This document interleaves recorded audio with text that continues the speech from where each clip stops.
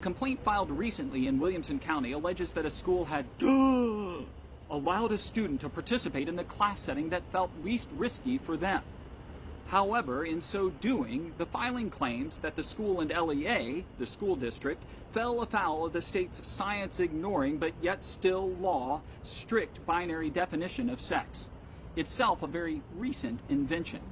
That definition, in fact, was made applicable to the whole of Tennessee law just in 2023.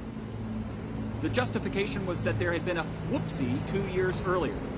That was when a bill was passed mandating schools police sex-segregated spaces based on a strict binary definition of sex.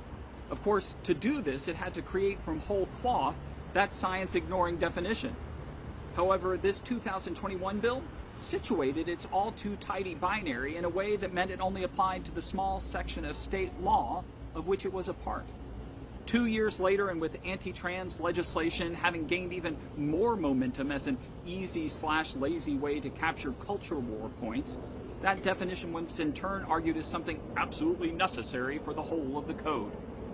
Now, the present complaint against the Williamson County schools is problematic in multiple ways, not least of which in how it justifies itself by singling out one 7th grader seeking safety as the cause of its complaints.